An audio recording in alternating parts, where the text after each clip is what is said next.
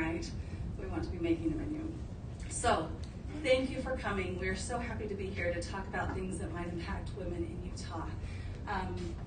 As Pat mentioned, I'm Patty Cook. I'm the Advocacy Educator at Action Utah. I'd like to introduce our panelists. We've got Erin Jemison, the Public Policy Director from the YWCA and also partner at this event.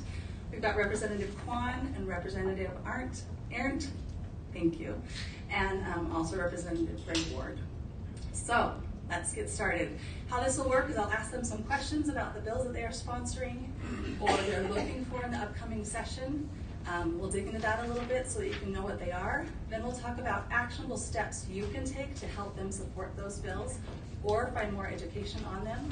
And then at the end we'll have time to ask questions. So if you have questions about a bill you wanted explained or how you support it or what you think about it, please know that there will be a time for you to express that and ask that. Okay, so let's get started. For the panelists, there's a little red. You see how it's red? When you're ready to talk, just push the button and it'll turn green and they'll be ready for you to talk to it. Let's start with Representative Arndt. Okay, so you have sick leave benefits coming up. Will you tell us a little bit about that bill and what you're hoping it will accomplish? Yes. There are many employers that just have paid time off, but some employers have vacation time and then separate sick leave. Many employers allow that sick leave to be used for the illness of a relative, but some do not. So I started getting phone calls from people that said, I have sick leave, but my employer only allows me to use it. So if I have a child in the hospital or a parent that needs help because they're going in for chemo, I'm not allowed to use my own sick leave. And so what this bill would do, and I actually learned about it at our national legislative meeting from other states, is to say if an employer is providing sick leave, it has to be allowed for their family members also. And, I have women that would call me and say, I had to lie, and I hate lying to my employer. I had to call in sick, and I wasn't sick. I had some who said I had to leave the workplace, and that's just not right. So this is not saying to an employer you have to provide more sick leave, but if you're going to provide it, you need to extend that to family members. And I've been working with Erin on this, so Erin may want to make a comment. We've got a coalition of people working together because this affects everyone from people with young children to people with elderly parents, it could be spouses, and it's a really important way to help keep women in the workforce. Thank you. Erin, do you want to add anything to that? The only thing I would add is just in the research that we've done over the years and some of the policy foundations that we've been working on to impact women, what we hear all the time is that caregiving responsibilities are the #1 issue for so many women across our state when it comes to being able to be in the workforce in the way that they want to be, at the level that they want to be or need to be for their families to be able to make ends meet. And so, we're just trying to find creative ways, as Representative Arndt said, and things that have maybe worked in other states to try to help close that gap and make sure that we're not losing the workforce we need, but that we're also able to take care of our families. Thank you, and I think this is brilliant because, especially as our populations age, many women are torn between younger children and aging parents, and the ability to use this to be flexible, but also employee retention, right, better workplace environments. So who might oppose this bill? Because it seems like a no-brainer, so who would oppose it? Well, there are always people that don't like government telling businesses what to do. We've been very open about this. We're working with the chamber on this and with their legislative policy committee. We've been running this past businesses, but there's always someone out there who just doesn't want to be told what to do. Sure, thank you. Let's switch to Erin. I know that as the policy director for the YWCA, there are many things that you're watching over the session. On this topic of childcare, can you talk to us about what you're watching on that and what you're looking forward to? Sure. So there's a few bills, and I always tend to overwhelm everyone, so I'm going to try really hard not to do that and just talk about some of the big ones. But if you're interested in these issues, I encourage you. We have some handouts on the tables and a way to get in touch and follow our bill tracker. But specifically, Representative Harrison has been really engaged on the issue of childcare. I know she's worked with us and Action Utah and other folks to really look at how do we find business-friendly solutions to the childcare crisis that we're really facing in our state, in terms of not having enough childcare and really it just not being affordable for anyone, but especially for those low-income families, and making sure that we have that resource. So she worked on a bill last session that had really broad support, but came up a little bit too late to get through the full process last year, to try to say that if our state gives a business tax incentives to come into Utah, they need to be looking at things like working parent benefits. So that could be childcare, it could be pieces like this sick leave policy that Representative Aaron mentioned. So that's one piece, really trying to partner with the business promotion community to say, we want you to come here and we want you to pay attention to these employee issues. She's also working on a potential tax incentive bill that I think hasn't been fleshed out completely yet, but I know is working with some community partners on how do we say to businesses, if you're working on providing childcare, it doesn't have to be literally providing it. It could be subsidizing some of those costs, reserving slots at a local center, whatever that looks like for a business. If you're working on those issues, we want to make sure that that's recognized. And then the other piece I'll say, and we could talk about this for the entire event, so just really want to quickly mention that whenever you see anything at the legislature around early education, preschool, kindergarten, those kinds of things, we are hearing from families across the state. I spend the summer driving around the state talking to parents, child care providers, and early educators.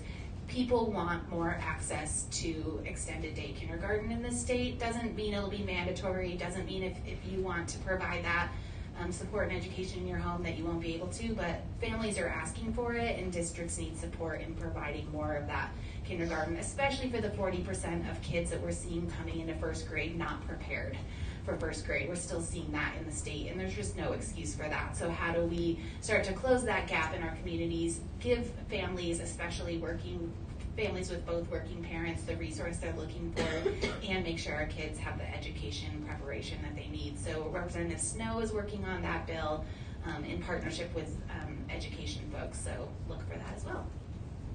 So along with Representative Snow's bill, do you see it as being a policy for the state or something that districts can implement, or how might that roll out? Yeah, I think what we see when we travel around is that it's already happening in a lot of districts. People are figuring out how to do this.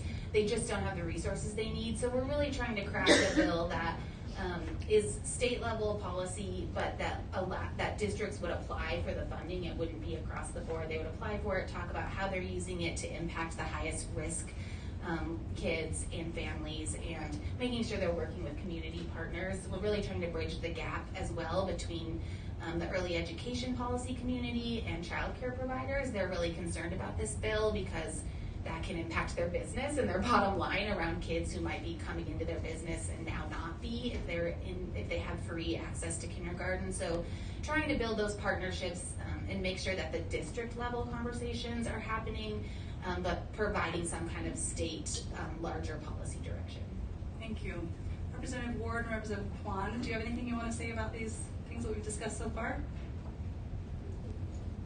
Okay. Representative Ward, would you talk to us about a couple of the things that you're looking forward to in the session and what you're trying to make an impact on? Yeah, sure. So I have a couple of bills that I think would be, I would hope to have your support on. So one of them, one issue that we have in Utah is right now, if you just say what percentage of our children have health insurance in the state?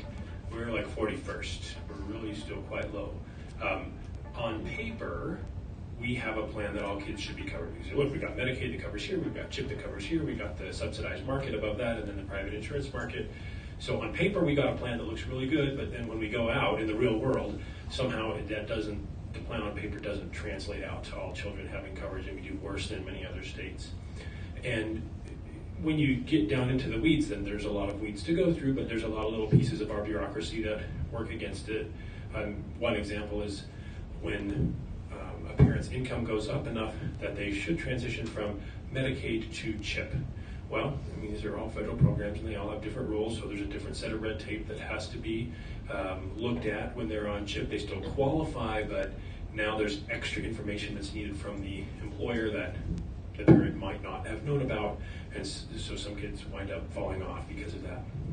So Another thing that, a policy that some other states have that we don't have that would be a big help would be 12-month continuous eligibility for kids to say, look, even if mom's income goes up temporarily, so that for these last 2 months, they no longer qualify for Medicaid. Their income is over the cutoff, but say, fine, let's not readdress that and cut them off.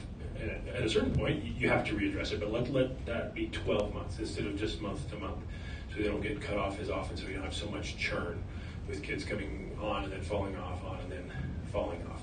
And there's some other even little minor things that we could do about getting better notice to parents. We try and send them out notice when the time is coming up that they have to resubmit their documents to show that they are still eligible for Medicaid.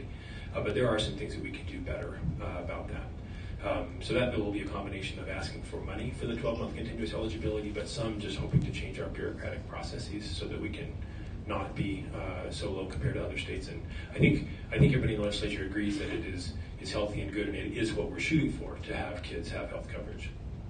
Another bill that I'll be running will make a change so that we can hopefully get our Title X funding back to the state. So Title X funding is federal money. It's not even a match, it's just the money that comes into the state that helps get contraception to low-income women. And because of changes that the Trump administration made, that money is no longer coming to the state. So that money had been going, in every state there has to be a group who receives that money and then agrees to use it, and agrees, as always with federal money, there's strings, agrees to follow all the rules. And that group had been Planned Parenthood, and the Trump administration changed from saying, it's been the case for a long time that that group could not perform abortions. But the Trump administration changed and said, we won't give that money to anyone who refers for abortions. And Planned Parenthood said, well, that's a red line for us, so I guess we won't be getting that money. That doesn't mean there's not other places in the state that couldn't receive that money and provide those services. But one of the little strings that is attached to that federal money says, if you're going to get that money, you have to be willing to provide contraceptive services to a teenager who comes in and asks you for them, even if her parents are not involved. And right now we have a state statute that says if you're a state employee or a state clinic, you are forbidden from doing that. So if a teenager, if a private doctor wants to do that, or a nurse practitioner, they can. But a state employee in a state clinic or a county mental health department, our statute forbids that. It treats it like abortion.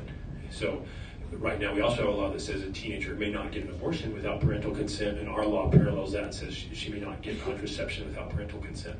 So if we could just change that little bit of the law, then that money could at least come back to our states, and it could go to our county healthcare clinics, it could go to the U of U healthcare clinics, and so those services can be provided again. Thank you so much.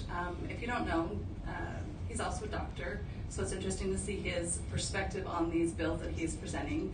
But the first one with the coverage for kids, I think education, like we have found with advocacy, education is everything. So who educates the parents on that gap? You said we often send out notices. Is that physicians, or who does that, and is that included? The Department of Workforce Services is our state department, our state entity who is responsible for eligibility for Medicaid and for CHIP.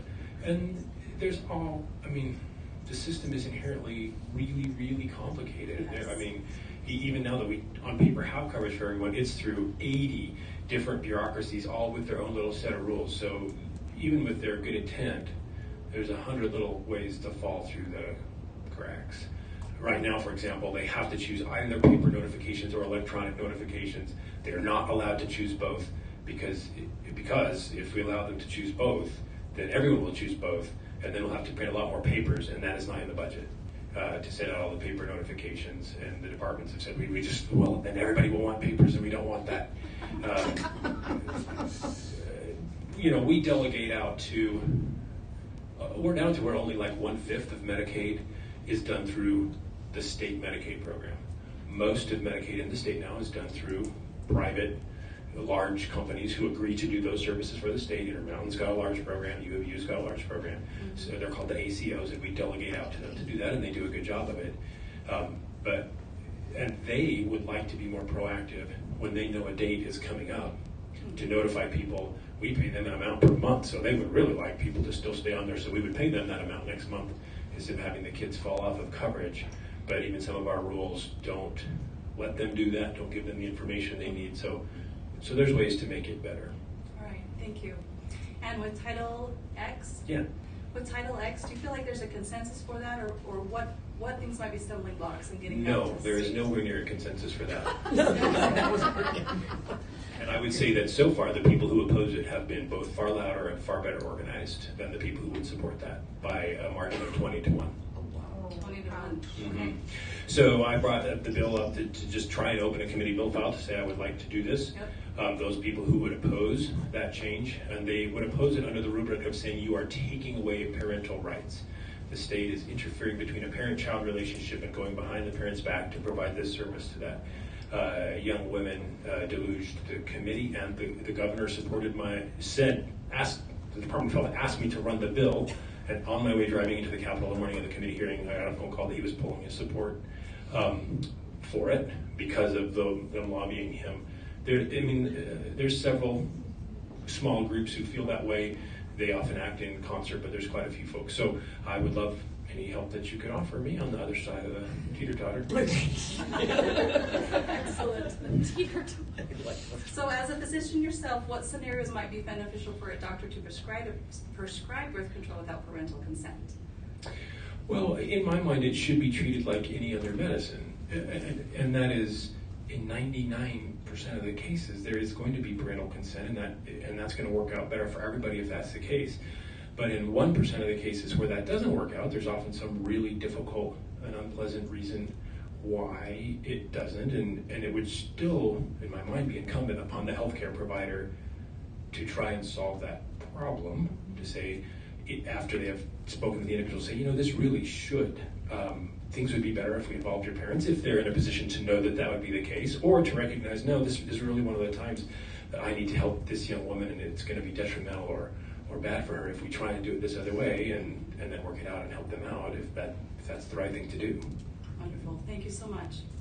Representative Kwan, you are sponsoring a joint resolution this session. Will you tell us about that and what you're hoping it will accomplish? Yes, thank you. I am sponsoring. Oh, actually, before I say that, may I say something else? Absolutely.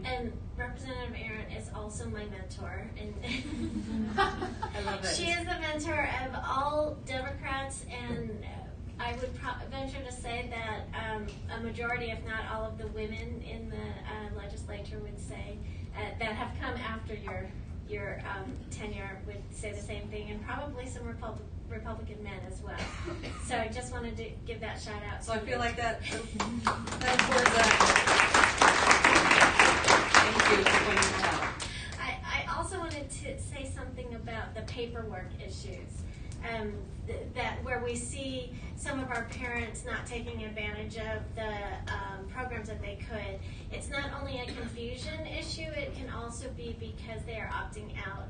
We have a number of undocumented DACA and mixed status families who are fearful of putting any information into any governmental form and not understanding whether it's a local form, a school form, a federal form, a state form, doesn't matter. They don't want to put any information out there. And so that real fear can have those detrimental effects on our kids. And it's a long-term issue that I've been looking at that is actually it's not yet a bill. It might be a bill, but I'm looking at things that states can do. What are things that we can do to help alleviate that? So Thank you. That is an excellent point. Yes.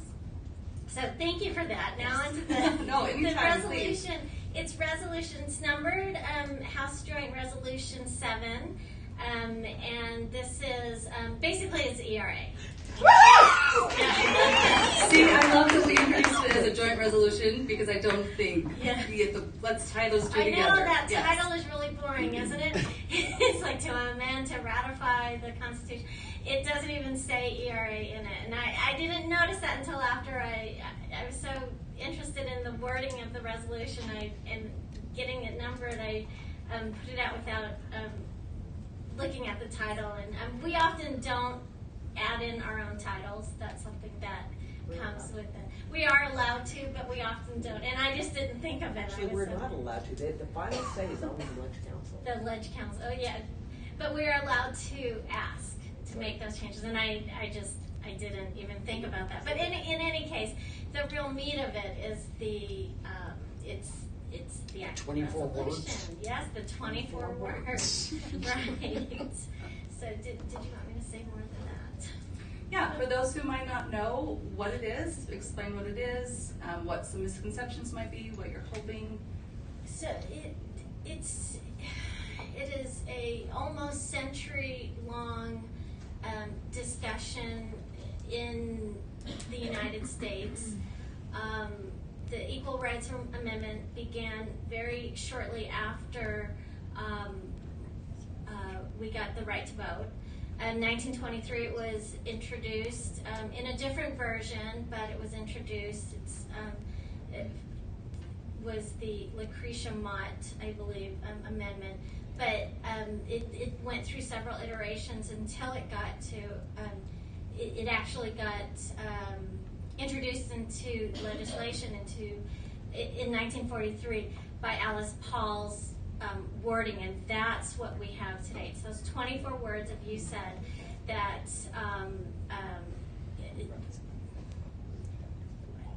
asserts the rights of women, right, in our Constitution, the equal protection of women.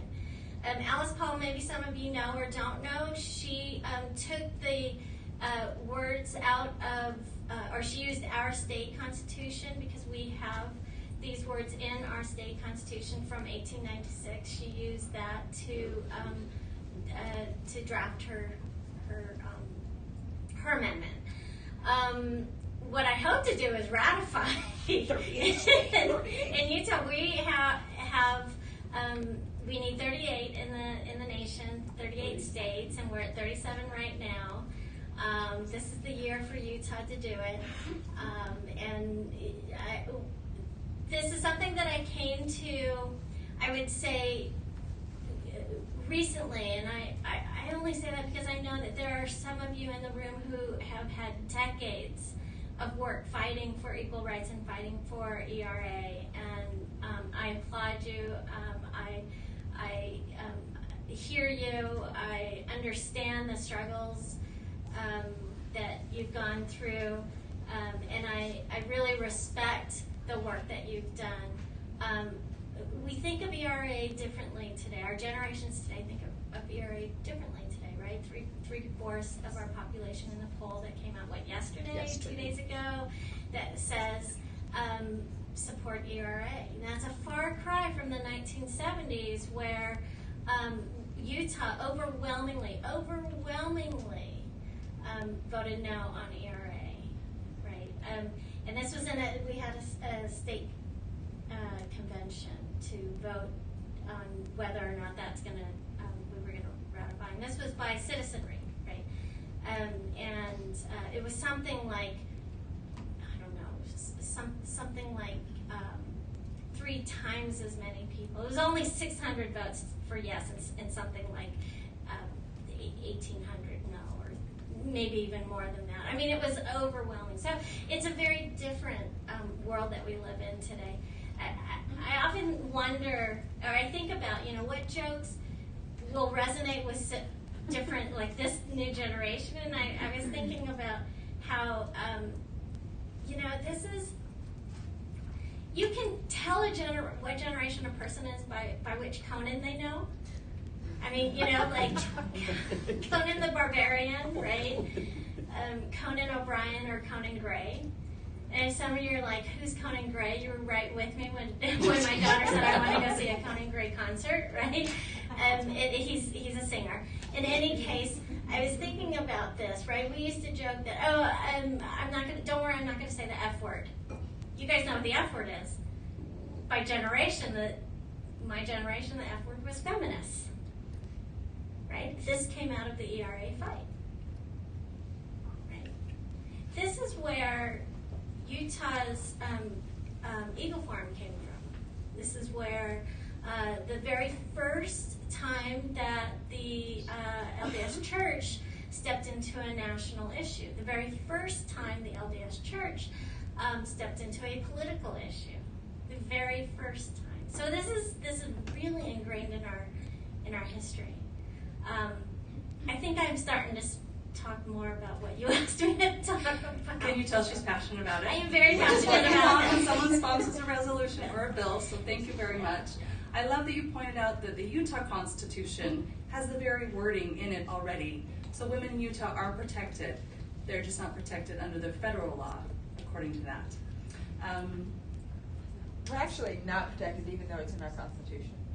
And, Well, you the know, wording we and don't- the implementation of it. Yeah, as when we you go heard to in our court on policy. discrepancies of like being paid, you don't get to win. When there's really never been a good court case to give it any teeth, from my understanding, Well, there to have. actually give it some oomph There other have. than about the last year, I guess there was. Okay, I love it. I feel your passion coming. We will get to you in just a moment. We've got a couple more bills I want to talk about. But Representative Kwan, last year you also did a resolution on the reaffirming the value of women. Do you feel like that helped pave the way for this, or will help with that in the polling or any of that? In the polling of As far as citizens, how, yeah, as far our as work together residents. or your other legislators. So I ran, it was HDR 21 last year. It was a resolution reaffirming the value of women. And I ran that as sort of my idea is that we've already done ERA in Utah. We already have it, so I'm not quite sure I understood. You know, when I say I came to this early, I really came to it, recently I came to it naively in regards to Utah's history. And that I'm still sort of learning how entrenched we are with the politics. So I came to it thinking we have it in our state constitution, so I'm not quite sure why there's opposition with the ERA. And then I quickly learned that there's opposition to ERA, and I thought, well, that still doesn't.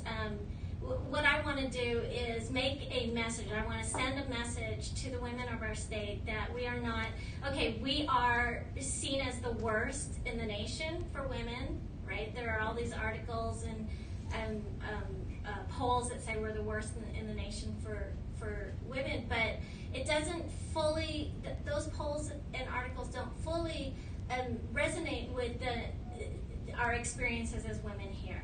So what I wanted to do was say, hey, look, I know, I'm with,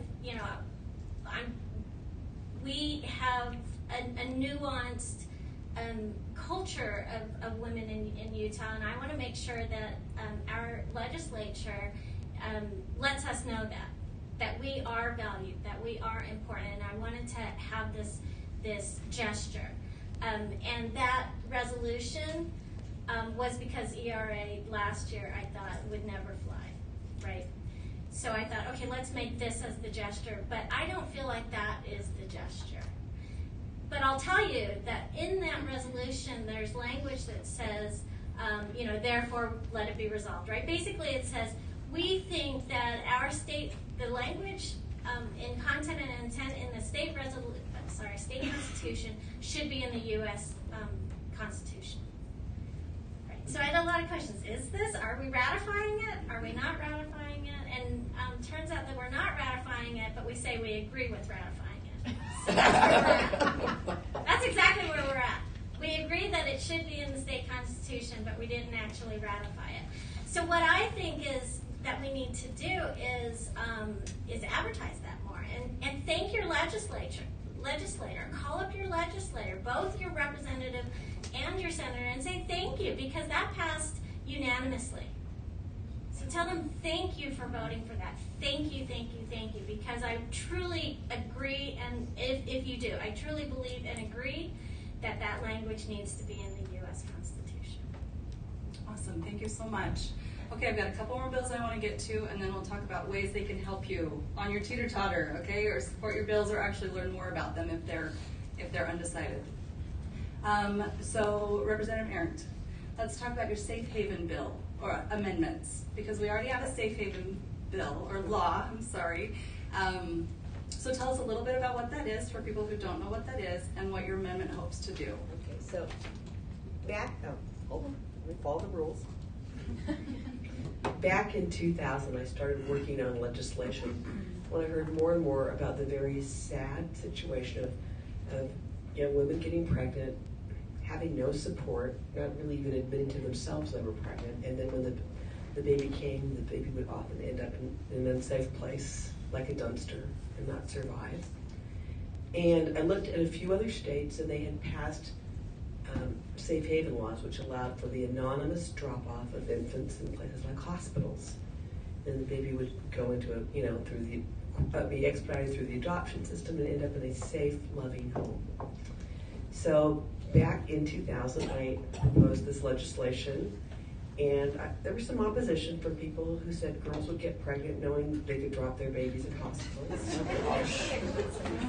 And so, but it passed my very first session. I had wonderful support. In fact, my Senate sponsor then was someone who I didn't realize at the time was an EMT. I knew he was an EMT, but had actually found a baby and had a real passion about that. I didn't even know that when I asked him. But anyway, there was a sunset provision put in the bill, which meant 5 years later we were going to come back and see if people legislators still wanted to keep it on the books. And by then, those who opposed it said, maybe it's not such a bad bill after all. It is an alternative to abortion. So it passed unanimously. And it's been on the books ever since. And I've been the head of a volunteer committee that's been meeting for many, many years. It's before the bill passed. Because let's face it, the average young girl is not home reading the code to know about this law. And now, fast forward, we were one of the early states. All 50 states have the law, and it's a little different in every state. For example, in Utah, the drop-offs are only at hospitals, because if you take an infant to a fire station, which is allowed in some other states, you might go to the fire station in Boulder. It's a volunteer fire station, and nobody even shows up there for 2 weeks. So we work to get publicity out there, to have a website. Sometimes we save infants in ways we never anticipated, such as the woman will call the hotline and find out there are financial resources so she can keep her baby. And some women are doing things which we didn't anticipate, and we think it's a great idea. They will walk into a hospital, get pregnant, about to deliver, give them a fictitious name, deliver the baby, and then walk out the door and say, by the way, please make sure that this baby is placed in a loving home. I've heard about the law. What this bill does is update that law. Our current law says that the infant has to be 72 hours or younger. I don't think that's ever been enforced. If someone walks into the hospital and says, I want to relinquish this infant, it looks like the baby's 10 days old, I don't think that baby would be turned away. But when we look at what's the national trends, and what most states are doing actually, it's 30 days. So that's what we're doing. And as I said, it's not been a big issue, but we wanted to just update the law. Also, we've had to spend some money on publicity. You have to have brochures, you have to have a website. Some of the money's come out of my pocket, but I think having a little more ongoing funding for those sorts of things, we found other states are putting a lot of money into it, and they have budgets of $500,000, and they have billboards and advertisements everywhere. We're asking for $50,000 ongoing to try and help pay for that. And we're also updating some just legal aspects of this in terms of notifications and how the birth certificate works. But when this bill passed, there are very few legislators that were there then that are still in the legislature, just less than a handful. So it will be interesting to present this bill for the first time in a very long time. Wonderful, thank you. And then Erin, I'd like to come back to you if there's any other bills you want to present or you're looking at. I'll just mention a couple really quick. One thing that I think is important to recognize is that sometimes you look at bill titles or bill descriptions and it's obvious how it might impact women specifically. Part of my job is to look at all of the bills and see if there's an impact that we might not immediately think of. So one of the issues that I've spoken with legislators about over the past couple of years that I've made the connection for them to domestic violence specifically is around affordable housing. I think we often don't think about the fact that when we ask women why they stay in abusive relationships, if they can't find a place to live on their own with just their income and make ends meet, that's a really big reason that people stay in those relationships. There's other reasons as well, but I think financial is one of the biggest ones. And I think that if we don't address our affordable housing crisis, which many people are talking about from many different angles in the legislature, in our communities, in government in general, then we need to recognize it will impact domestic violence. It'll also impact women who are the head of their families, which we know increases likelihood of poverty in general. So Senator Andrew will be running a bill for the second year trying to infuse some more funding. It was in the governor's budget that was released yesterday, at least most of the funding was, which if you don't know this, the governor doesn't write the budget, the legislature writes the budget. So there was a lot of media yesterday around the governor's budget and lots of subtle jokes about how people use his budget to like level out their desks or something, because the legislature is the one that makes that, but the governor makes his recommendations, and it's really helpful when funding is included in that, and it was for affordable housing. But we know this will be a multi-year process, and we've really been working at just bringing some of those other perspectives that people might not think about affordable housing and how it impacts families. The other couple of things, I promise I'll be really fast, that I'll mention is one, also along the lines of domestic violence, but in general, we have federal law that says that if you cooperate with law enforcement and you are an undocumented resident, you can apply for special visas and be able to stay in the country. We've had stories, and a lot of this has come through the ACLU, around people who did cooperate with law enforcement. This often affects domestic violence victims, but it doesn't have to just be domestic violence. And then they were not given the support they were promised in the filling out their paperwork for their visas. So there's some efforts to create more of a certification process for that, really falling within both our health policy area, because it impacts domestic violence, but also our racial justice area. And then the other thing is just that we've been on a many-year effort to pay more attention to maternal mental health, postpartum depression and anxiety, which impacts many women in our state. Representative Chavez Hauk was an early champion of this. Her replacement, Representative Daley Provo, has continued to work with us, but we've also had great support from the Senate and just across the aisle, bipartisan support in general. And so we'll be looking at some specific bills that might help marginalized communities and women who are interacting more with community health workers as opposed to an OBGYN or someone in that realm, and how do we make sure that they get the mental health support that they need as well. So those would be the ones that I would mention. And I just want to mention really quick, because Representative Aaron mentioned on the Safe Haven bill, I have lots of commentary on all of what was said, but since that was the most recent one, I think as citizen activists or advocates, it's really important to recognize that implementation piece. Representative Aaron mentioned most young women might not know that there was a Safe Haven law that was passed, and I think these legislators and most legislators would recognize that they're the first step, but that implementation piece, the money to make sure that brochures and billboards get put out there, that people know about the law change, that there are people who are able to implement it effectively, I think is really key. And some of those pieces I think get lost in the hubbub of the legislature, and so having a volunteer committee that keeps working on that issue for years after the law changes. There's so many ways that you all can be involved in pushing that envelope and making sure that these issues aren't just forgotten about at midnight on March 12th when the session ends, that once those laws hit the books and people actually have to implement them, we need your help there as well. So I just wanted to mention that. I love that. What a great transition into taking actionable items. We want you to leave here with the next step on whatever you've heard, or if you need more information, where to go to get more information. So how do they support you in any of these bills that they want to support you on? Do they blast out their social media? Do they call up their friends? Do they go to the Capitol? Do they, what do they do that will help support you in your efforts? Yes, and any of you can speak to it. There are so many things that you can do to get involved, and I'm going to just put in a plug for working with organizations that know what they're doing, because groups have a little more strength.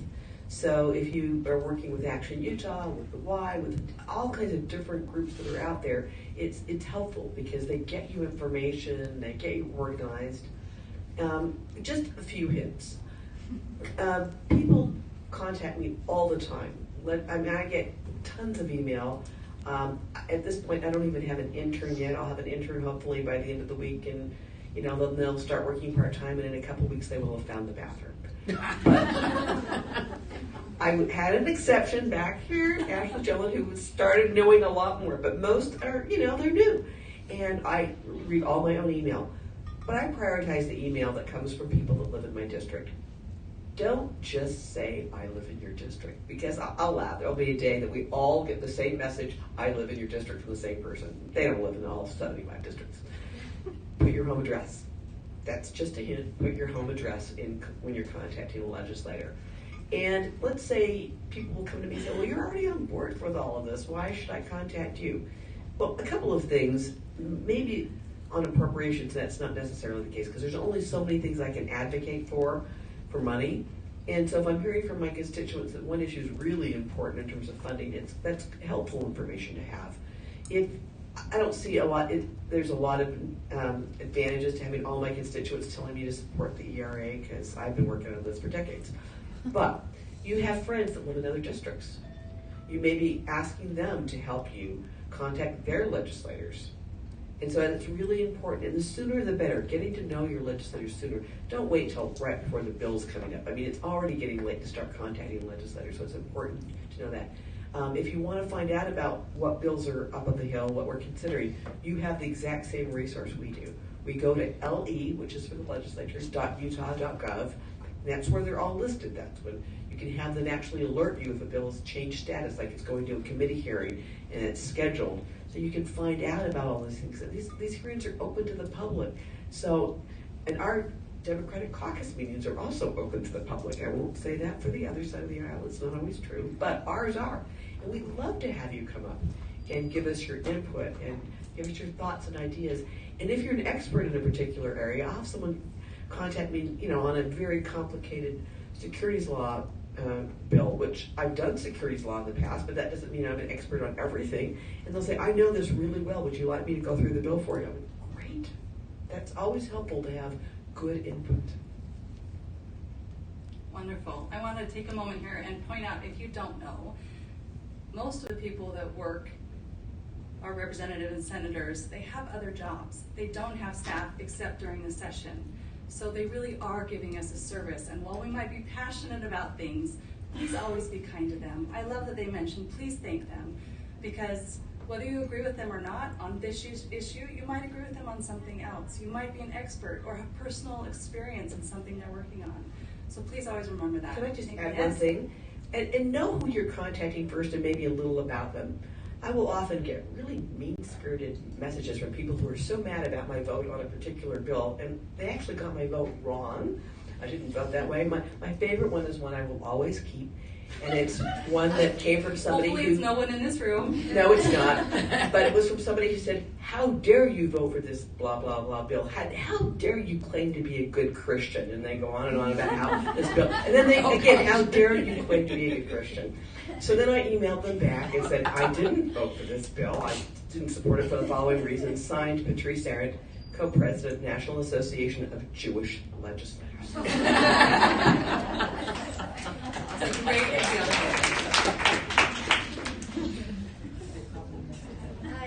I would echo everything that my colleagues said in regards to contacting your legislator, and talk with them before and after the session as well. It really means a lot to me, and I know that my colleagues, most of my colleagues, I mean, maybe there are a few that don't feel this way, but that when I hear from the residents of my district, it means a lot. And especially so if they are someone who I haven't reached out to or I haven't spoken to before. Because when we hear the same voices over and over and over, we tend to think, well, that's what people are saying, and that's not necessarily true. So if you've never contacted your legislator before, I've often heard some of my friends say, yeah, but my legislator, he's a Republican, so I don't want to talk to him. No, that's exactly why you need to talk with them. And come to them with an appreciation for the work that they've done, because even if you don't agree with their votes, they are providing providing that service, and that opens doors. It really helps to have that relationship with them before you ask them for something. So. Thank you. So all year leading up to the legislative session, there are interim meetings once a month. And so that is a great place to get to know the representatives and senators before they are slammed during the session. So that is also available to you if you want to think about that moving forward. Erin. Yeah, that was kind of skipping me out. So I'm not a legislator, but I would, just a couple of tips that I think have, I wanted to emphasize or add something to that these representatives talked about, the off-session piece. There's just, I don't know if those of you are on Twitter, but if you are, go back and look at one of Dan McKay's tweets, was him showing a video of his counter on his inbox for his legislative email address, like going up. I don't know if that was rigged or not, because it was happening so fast. I was like, you really get that many emails? But it was an insane number of emails, and so just recognizing that they are bombarded even now before the session has started. So the more, as they both said, that you can build that relationship during the off time, the better. People often ask, how do you do policy and politics work in today's day and age, and don't you get so burnt out? And I always say that would be the case if I had to work in DC.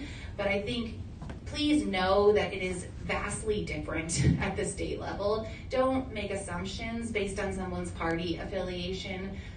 These issues are so nuanced. There's so many different perspectives and experiences that people are bringing to the table. And while, yes, you may look at someone's voting record and say like, oh, well, this Democrat or this Republican voted all these ways that I disagree with, ask them why. Come to them and say, why did you vote this way? I've often been confused when I've looked at someone's vote, and then I find out there's some strategic reason, or there was some piece of the bill, the wording got changed and they just couldn't get behind that, or they did get behind it even though I might wonder why they voted for it. So just recognizing that the partisanship that we hear so much about online and in the national news media, I really think, of course, there are still issues in the Utah legislature, but the vast majority of bills have so much more agreement across party lines than people realize when you're just following the news.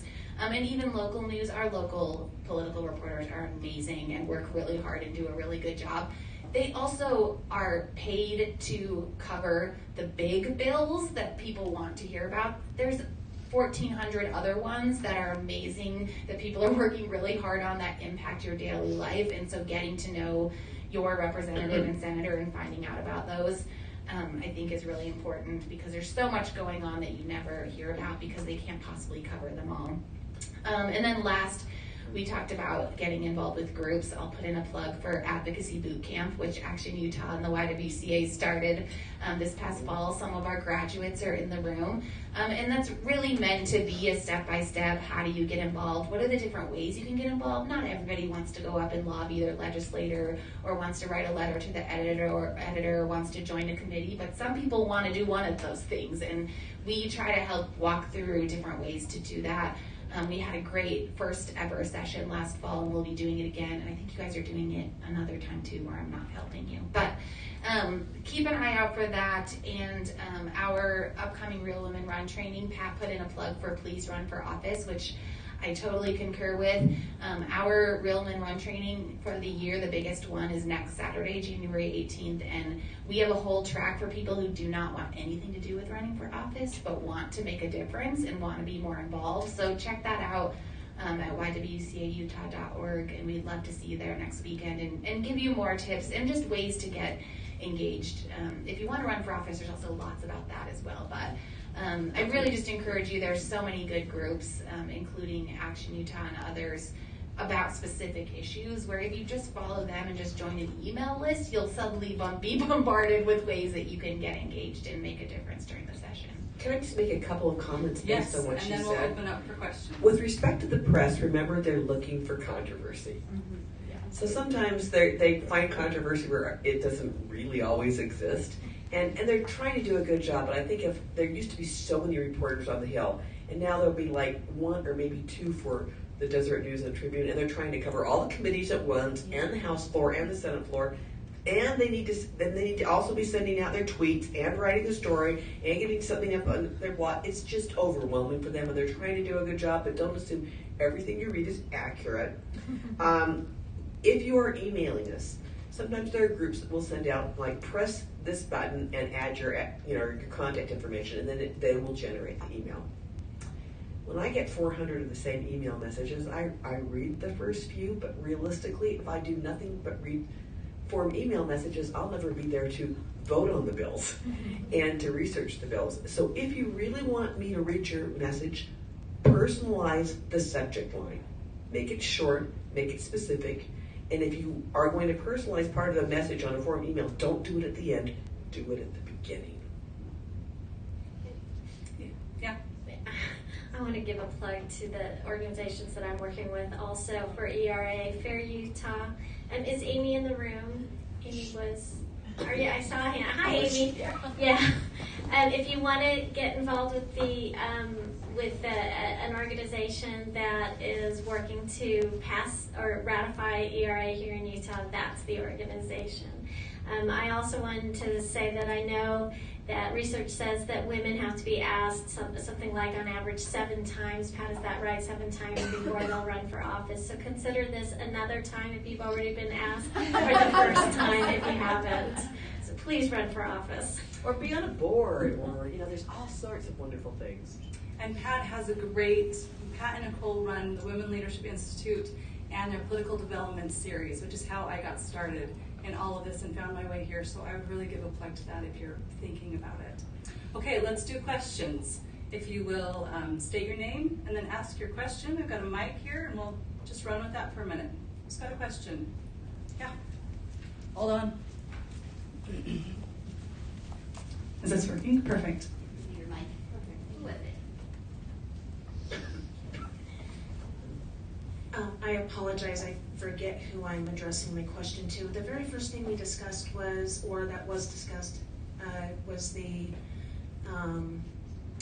leave aspect. The family sick leave. Yes.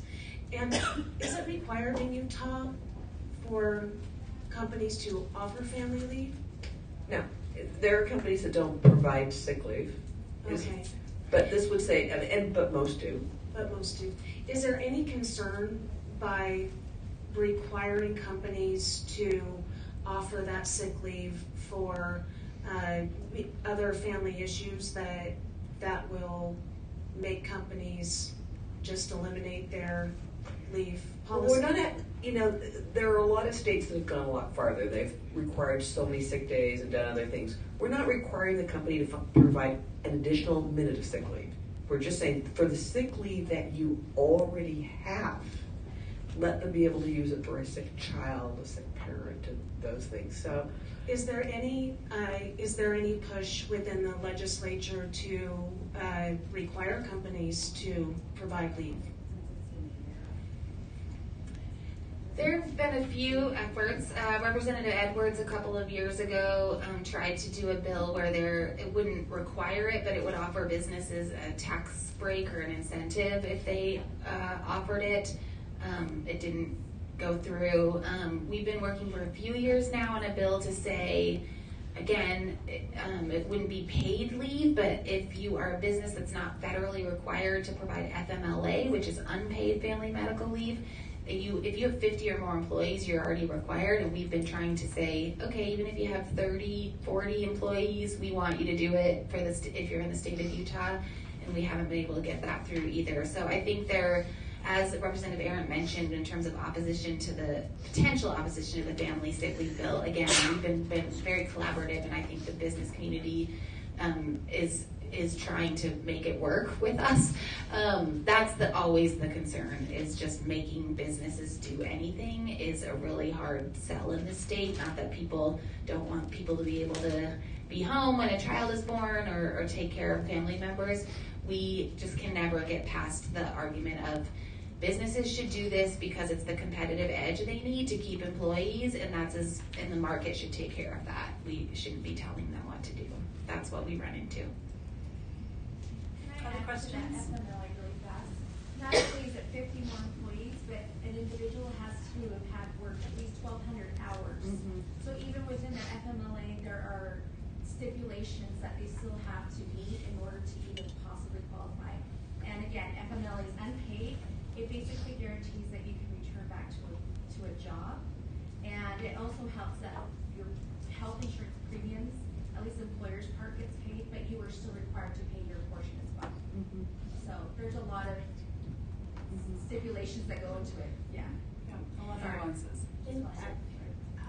I know that Representative Waite has been working on this issue for state employees, not for all workers. But I also believe in the governor's budget there was a plan to have paid family leave for state employees for births and adoptions. Yes, correct.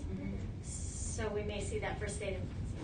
And that's a great step because the legislature does have more, that the state agencies are their employees. And so they can say, yeah, we don't want to tell other businesses what to do, but I think the strategy to try to get this through, at least in state agencies and with the governor's budget, is really helpful. And we're seeing momentum nationally. I mean, Senator Lee has a bill around this. We don't particularly like the payment mechanism, the idea being that you can use your future Social Security benefits. You would forfeit some of them to use now for paid family and medical leave.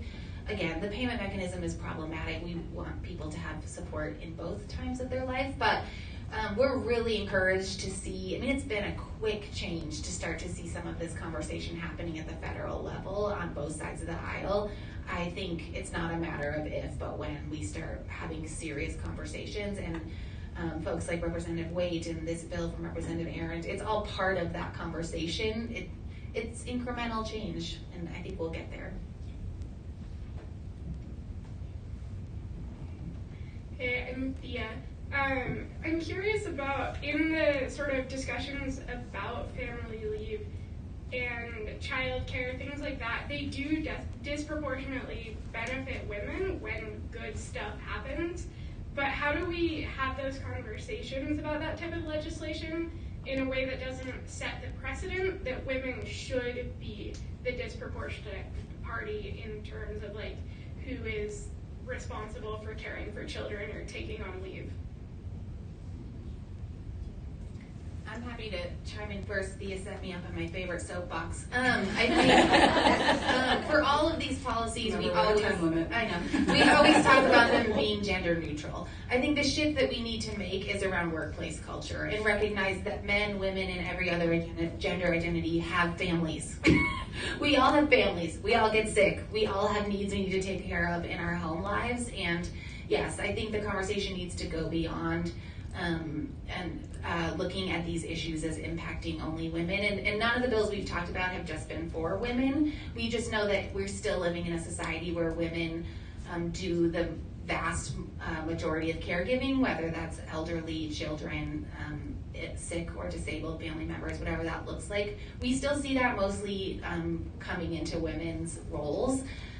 But yes, I think I always say we will not really make a change on these topics until we recognize that every single human being walking around has other responsibilities outside of the workplace, and if we don't pay attention to all of them across all genders, then we won't really make that change. And most people who do research on these issues would say that's the shift. It's the workplace culture shift. It's the way that we balance work with the rest of their lives shift that needs to happen.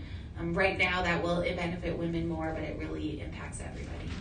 I just want to make a quick plug, because when I first ran for office, I had really young children. I was actually nursing Josh to keep him quiet during fundraising phone calls. But getting childcare was an issue. We passed a law last year that says you can use your campaign funds for childcare, not just for women, but for men also. And Was that unanimous? It was unanimous. Close. Yeah, it was really strongly supported. And that was just featured on National Public Radio. I was listening to a story, Utah being one of the states, because it's now allowed under the federal law. So if that's ever holding you back, just remember, you can use some of your campaign funds. I just wish it'd been retroactive. Okay. She get reimbursed. Yeah. I just want to add to this that when we codify gender neutral childcare issues, policies like this, that it allows both the mothers and the fathers to extend the family leave when the mother takes it or the father takes it first, and then the mother or the other spouse. Wait, now I'm being heterosexual. When in a dual income earning family, if one spouse takes their family leave for the first part of however much they can get, and then the other spouse takes the other theirs, it extends the time that we can care for the child, and it also allows us as families to share those responsibilities in a much more gender equitable way. And I pulled from Harrison's bill about childcare the things that might be some of the benefits for the tax credits for businesses. It includes working parent benefits, licensed on-site childcare, licensed near-site childcare, flexible work schedule, doesn't say who, right? Flexible work schedule, a max flexible spending account for childcare, paid family care leave, and a partnership with local licensed childcare providers. So women's not even in there. It's just who's ever taking care of them. Let's make sure we take care of them well and have flexibility in it. Okay, a couple more questions. Who else has some more things they want to say? Yes. Hi, my name is Areli, and I recently went through a very difficult experience that involved laws regarding specific agencies such as the Division of Professional Licensing, and I reached out to my representative to hopefully, not for her to help me, but to help women in general in dealing with these institutions in higher education with DOPL, and it didn't go very well. It is very time consuming. It is extremely hard to have to open up about sensitive issues to begin with, and then once you meet with someone, first of all, I was stood out. I think that's how you say it, when somebody doesn't show up for the appointment. Yeah. And so it took me a couple of times, and then when we finally met, Your legislator stood you up? yes. Okay. Then it just didn't go anywhere, and I do understand, because that was voiced that this is it is hard work, because you have your job, your regular job, and then the legislature job at the same time. I felt like it was just a waste of time, that I was trying to hopefully impact and benefit more women in the state, and hopefully, create a bill that would benefit the greater good. And yes, there are groups, there are organizations. I mean, I reached out to the ACLU even, but then once you find out, that the main person there is connected to those institutions you're trying to affect change in, it becomes even more problematic. So how do we really go about trying to affect change for the greater good, and not in little different silos? Well, first of all, thank you for trying. Thank you for taking action, right? It's every next step action. And also, I think that all of these people would agree that it's not just a one-time thing. There are things that they've been working on for years. And so it's not that it was a waste of time. It's what's the other avenue you can affect, right? What's the other place you can go to make that happen? What might you ladies say to that? First, I'm really sorry that happened. I can't even imagine standing up a constituent, and hopefully there was just a miscommunication. But remember, you're all represented by two people. You have a House member and you have a Senate member.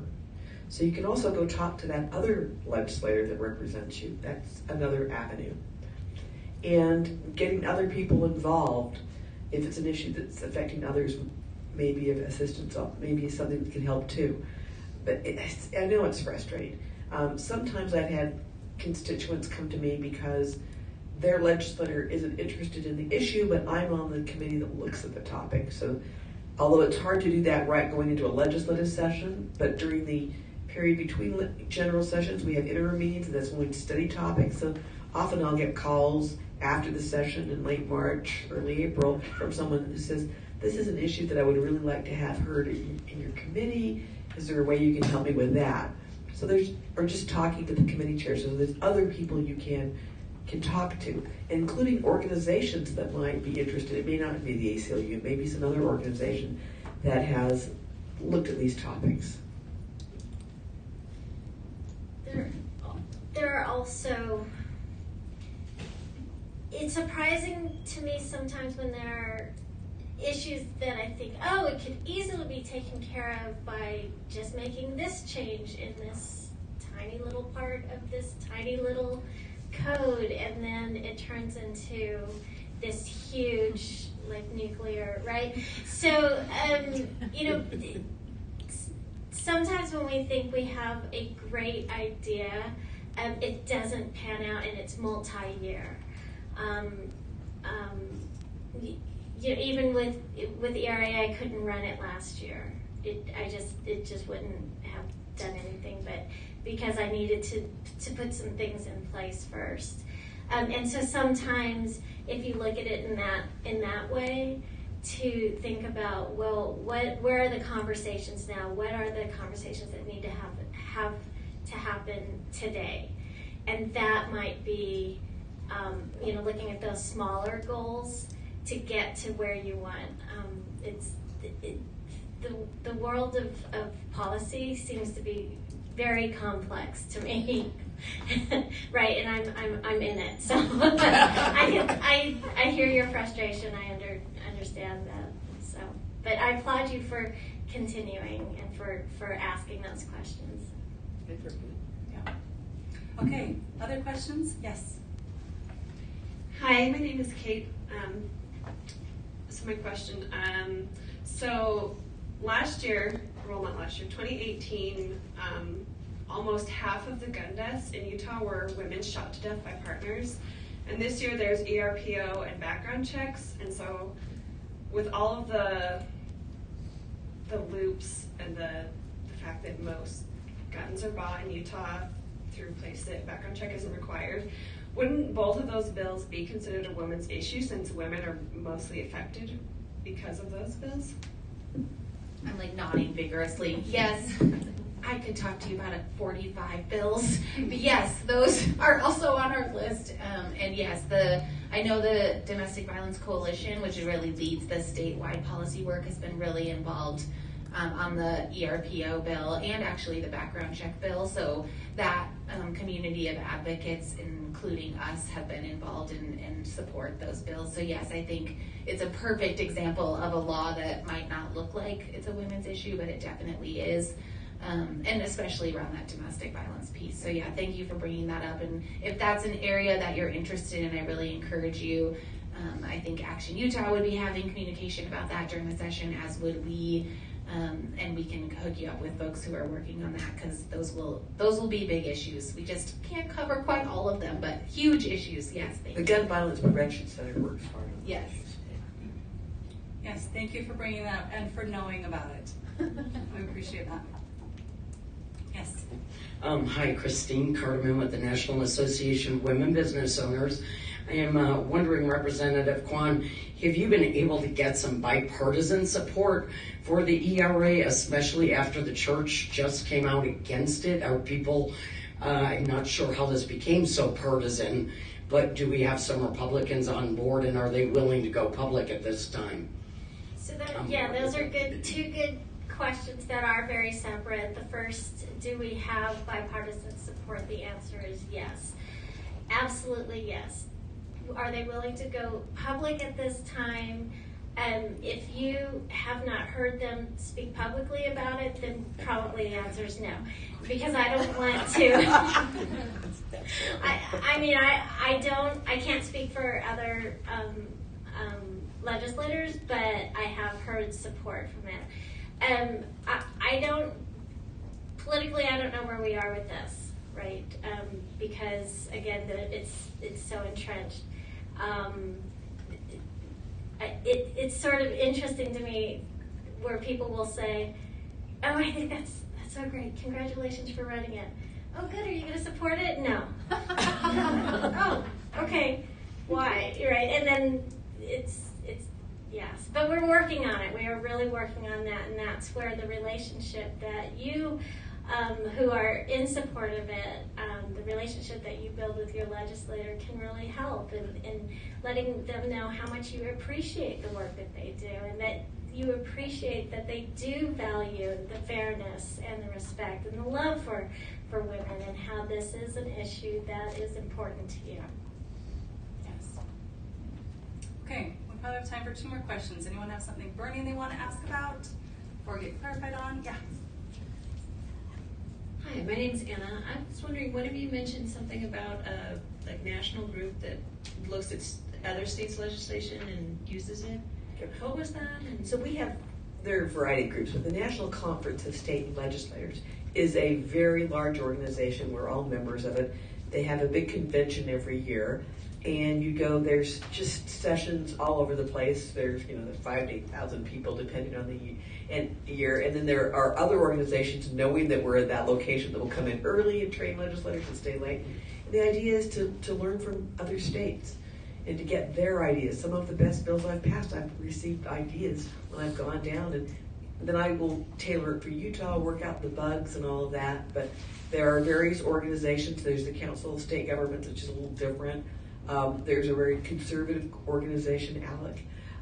But this one is just supposed to be bipartisan, not politically on one side or the other, just good ideas from a variety of states. Our staff also attends. Yes, Pat? I have maybe a final question for you all, but I've always wondered, how do we get more women, number one, interested in being engaged? Because I think there's a lot of apathy out there. On the other hand, there's a lot of pent up anger and frustration. And how do we get women connected and to funnel that frustration, that energy, that focus? I know this maybe, I don't know if this is even appropriate for just the panel, but maybe everyone in this room. How do we get people like this to be scaled? Any ideas from anyone? I'll give a quick idea that is, oh, sorry, Amber, I'll go ahead. Hi. That's a big question. One thing that was on my mind is that doesn't the YWCA have Kaleidoscope, which is the Night Before Real Women Run, that's focused on women of color and LGBTQ women who want to run for office. So I think some of it is, finding those mentors, those people who inspire us, who maybe can let us know that there are safe and supportive spaces for you to explore your political goals, right? So I think that was one I was going to say.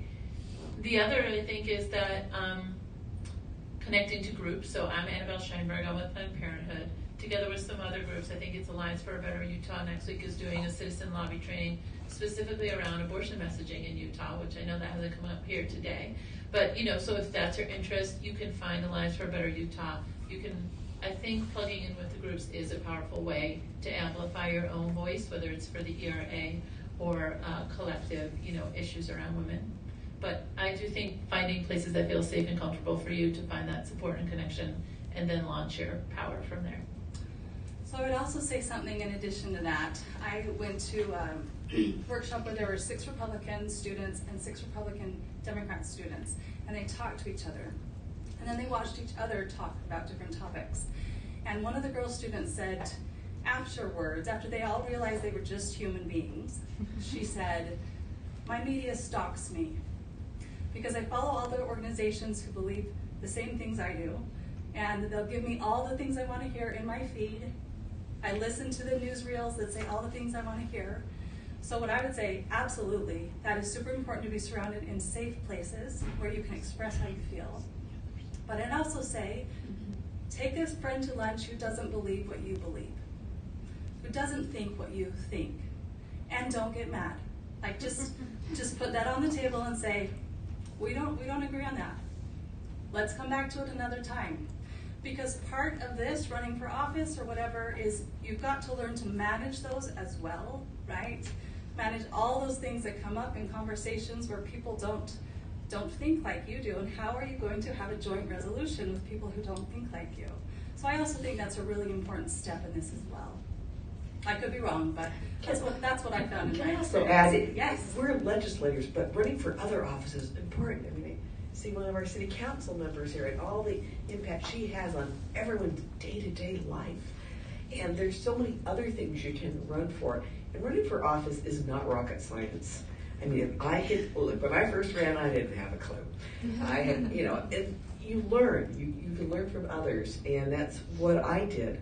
I was a kind of an unlikely candidate. I wasn't born in the district. I only lived there a few years. I didn't know what a community council was. I didn't have my kids in the schools. I was the wrong religion, the wrong, you keep going with that list. So the fact is, if someone like me, and it's not about me, it's just that I'm a poster child. If I could win, anybody can. But it's learning from others and going to these great sessions like Real Women Run and being willing to work hard. And women are willing to work hard. We do that. You can outwork people. And that's how I was able to do it. That's how I was able to beat the Senate Majority Leader when I lost my first seat to gerrymandering. So you can do that, but think broadly about places that you might want to run. It's not just the legislature. Okay. We'll close with these last two comments. No, go. Just also wanted to say that we're used to leading from the sides, from the back, from the margins, from all over the place. So, there are lots of places to lead. If you're not ready to, or our friends are not ready to jump in and run for something, join a campaign. We always need help, and that's a good way to learn. Ask somebody who is in office to shadow them for even an hour or two. Sometimes it's such a good learning experience just to see what actually goes on. Yeah, the only other thing I would add that came to my mind, Pat, when you said how do we scale this specifically for women, one of the things that I've noticed in the past 3.5 years that I've been doing this is that women are not a monolithic group. There are a lot of women in this state who feel left out of quote-unquote women's policy issues, and that's one of the reasons that I read all of the bills is to try to figure out where are there women's voices who are not being heard on this issue, and how do we recognize that people have expertise and perspective and experience all over the place on lots of different issues, because life impacts all of us, and that's what these bills and this work is about. So recognizing that we need to create a bigger tent, in my opinion, and make sure that in lots of different ways that women of many different backgrounds, experiences, perspectives are included across political spectrum, ideology, everything. We just need to create a bigger tent, and I think we'll see it scale, because there's no shortage, as we were chatting about before we started, there's no shortage of appetite for women getting involved. So reach out and we'll help you figure out how. And I think we need to acknowledge everything that Pat has done, because talk about scaling it from a very small group. Look at what you've got now. And all the people you have trained and the difference they're going to be making. So that's the way we scale it. We follow you. What a wonderful note to end on. Thank you so much for the Women's Leadership Institute for letting us be here, for the YWCA, for all of you for coming and caring enough to show up. I hope you have your next right action step to take. And I know Representative Ward left before, but I also know that he returns emails and he would be happy to speak with you about anything he talked about. But thank you. We all have events that are going on that you can become involved with. To sign up for us, to follow us on social media. If you want to get more educated, learn how to advocate, or learn more about the bills, go on and read them.